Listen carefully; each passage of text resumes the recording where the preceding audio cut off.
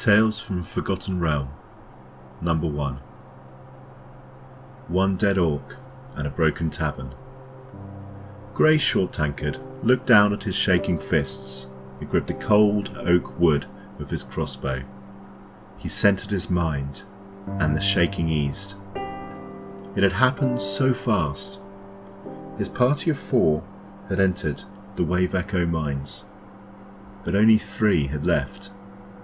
They'd defeated their foe, the elusive drow sorcerer with a sinister alias, the Black Spider, but at a great cost. The victory seemed empty now, as the copper taste of blood lingered in his mouth. He looked at his 2 remaining comrades, the dragonborn sorceress Mithril, usually so stalwart, looking visibly shaken. Her breath laboured, her robes chalky and dusty from their hurried escape. The half-elf cleric, Noah, looked wet around the eyes. He was on his knees, repeating something over and over again, under his breath. Grae shortened his own panting and listened carefully to the words. "I couldn't save him." The cleric had been going through a crisis of faith recently, and his healing arts seemed to struggle to maintain. His healing had not been enough, and he knew it. Grae didn't blame the elf though. They had all wanted to delve deeper. They could have just left after slaying the Black Spider. They should have just left.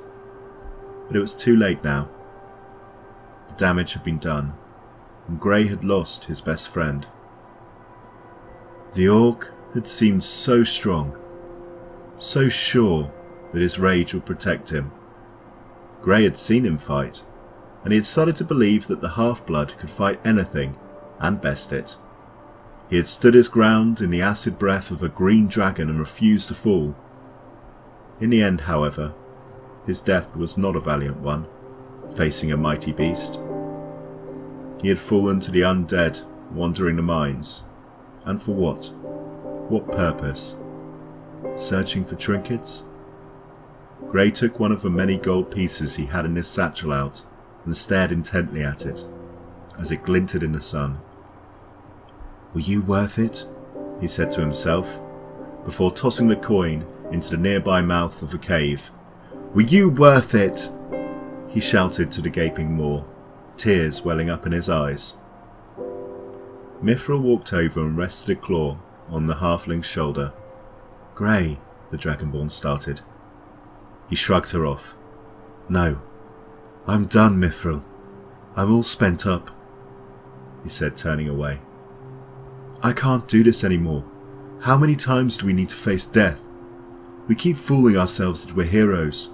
He gestured towards the black entry of the Wave Echo mines. "Was that a hero's death? Teared apart by mindless zombies? Left to rot in a cave?" He threw his crossbow on the ground hard, and the limb cracked. The string twanged free and tore the device apart. He jovially called it his mother-freaking crossbow, and he'd wielded it with such pride. What a fool he'd been. How small he seemed now. They packed up what little goods they called their own, took one last look at the cave entrance, then started the trek back to Phandalin. There was no parade, no fanfare to greet them.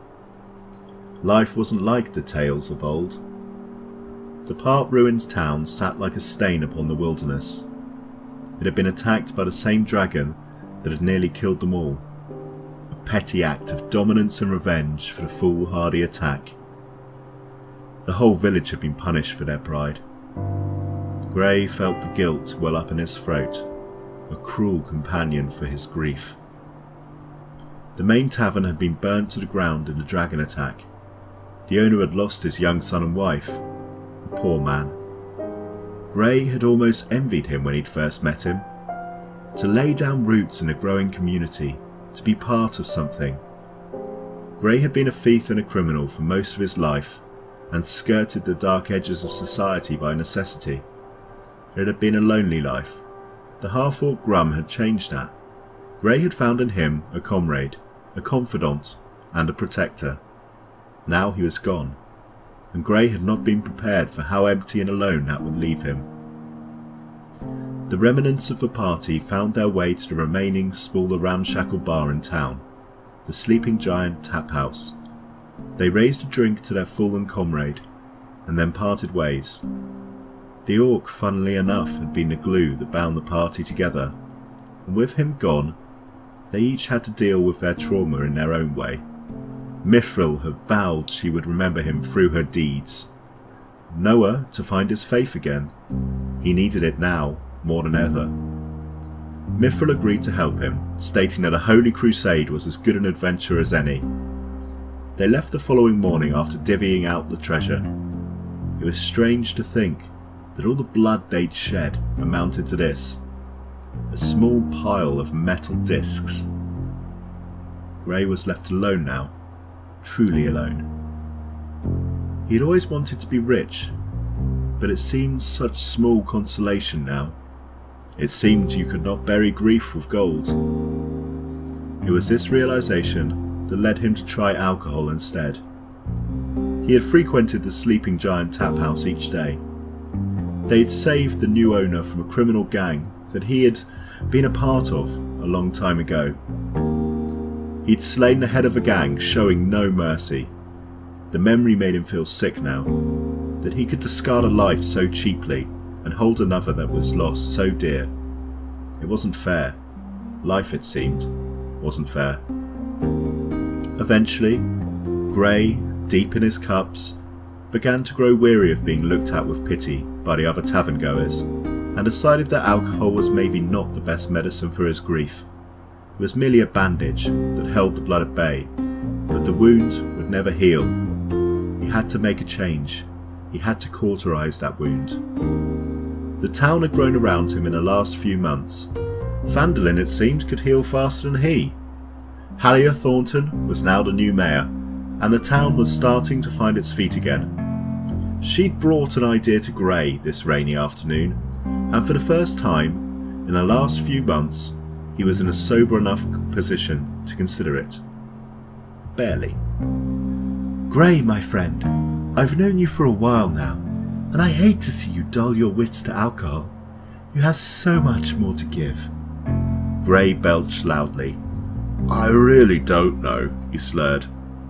I don't believe that for a moment, but I do have an idea that will allow you to combine your information-gathering skills and your newfound knowledge of alcoholic compounds. You may remember a certain brewer who came to town at Winter's Crest. Well, he's made me an offer, or rather, made you an offer. Me an offer? What do you mean? Said the inebriated halfling. Well, the town is getting busier, and the Sleeping Giant only has 2 meagre rooms to house the passing merchants, and one of those is permanently inhabited by a drunkard halfling. She looked at Grae meaningfully. So what? Are you gonna kick me out of my arse? Is that it? No, Grae. I want you to rebuild and reopen the old inn, and I want you to run it. You'll be my eyes and ears for the comings and goings through town. You signed up to help me, and it's time for you to come good on that promise. Halia, as well as being the new mayor of the town, was also a member of the Zentarim, a powerful organisation in the north. Put basically, she had connections and was always looking to make more. Grae admired that. She too had laid roots, and those roots grew far, hidden from sight underground. It made his decision that much easier to make. Okay, Halia, but I get to name it, he said. Agreed. What were you thinking? The Broken Orc.